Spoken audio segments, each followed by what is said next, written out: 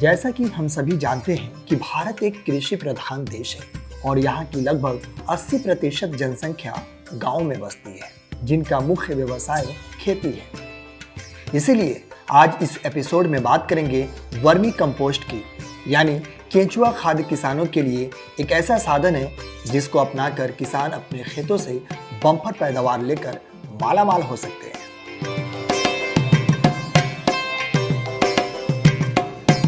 तो चलिए अब आपको बताते हैं कि कम लागत में कैसे बनाएं वर्मी कंपोस्ट। बता दें कि मिट्टी की उर्वरा शक्ति, मिट्टी संरचना, कार्बनिक पदार्थ और सूक्ष्म जीवों की क्रियाशीलता बढ़ाने के लिए वर्मी कंपोस्ट खाद का इस्तेमाल किया जाता है। वर्मी कंपोस्ट बनाने के लिए अधिकतर फसल अवशेष के साथ पशु के गोबर का उपयोग किया जाता है। उसके बाद इसको गड्ढे में डालकर सड़ाया जाता है। खेती में रासायनिक खादों का अधिक उपयोग होने और कीटनाशकों के लगातार प्रयोग से मिट्टी की उर्वरा शक्ति खो जाती है। ऐसे में केंचुआ किसानों के लिए वरदान साबित होता है। केंचुआ ही एक ऐसा जीव है जो मिट्टी और कच्चे जीवाश्म को खाकर उसे महीन खाद में बदल सकता है।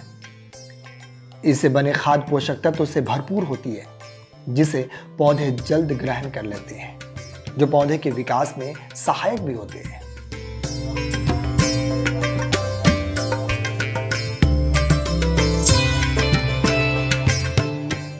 अब बात करते हैं केंचुआ खाद बनाने की विधि के बारे में। तो सबसे पहले व्यावसायिक वर्मी कंपोस्ट बनाने के लिए सीमेंट और ईंटों से पक्की क्यारियां बनाएं।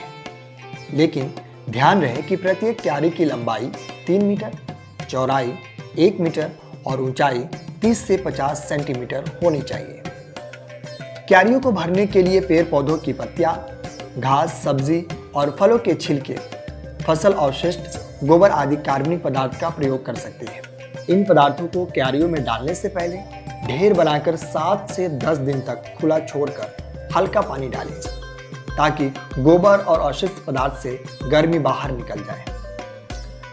इसके बाद इस ढेर को क्यारियों में डाल दें और ऊपर से लगभग 5 किलो केंचुए छोड़ दें। इन क्यारियों को तेज धूप और वर्षा से बचाने और केंचुओं की क्रियाशीलता बढ़ाने के लिए इसे छप्पड़ या बोरी से ढक दें। बता दें कि 1 वर्ग मीटर जगह के लिए करीब 250 केंचुओं की जरूरत होती है। 15 से 20 दिन बाद इस कचरे को ऊपर नीचे करें, ताकि नीचे से भी खाद कंपोस्ट होना शुरू हो जाए।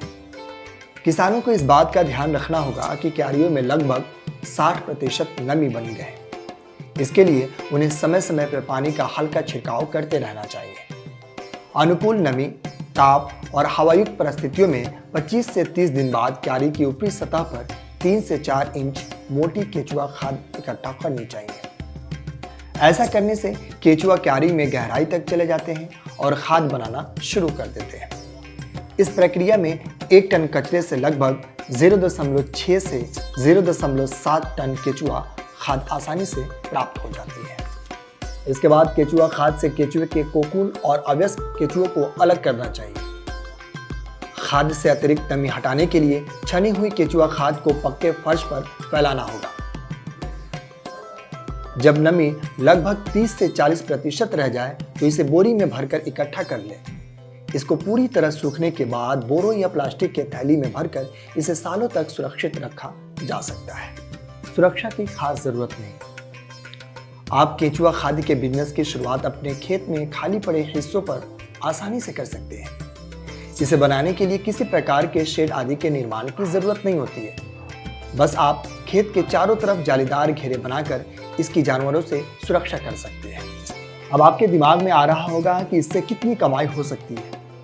तो आपको बता दें कि वर्तमान में वर्मी कंपोस्ट खाद के नतीजों को देखते हुए आज बाजार में इसकी जबरदस्त मांग उठने लगी है। बता दें कि खाद की बिक्री के लिए आप ऑफलाइन के साथ साथ ऑनलाइन प्लेटफॉर्म का भी सहारा ले सकते हैं। इसके लिए आप अमेज़न, फ्लिपकार्ट जैसे ई-कॉमर्स साइट के माध्यम से अपने प्रोडक्ट का प्रमोशन और बिक्री कर सकते हैं। ऑफलाइन माध्यम में आप सीधे किसानों से संपर्क करके भी अपनी आय बढ़ा सकते हैं।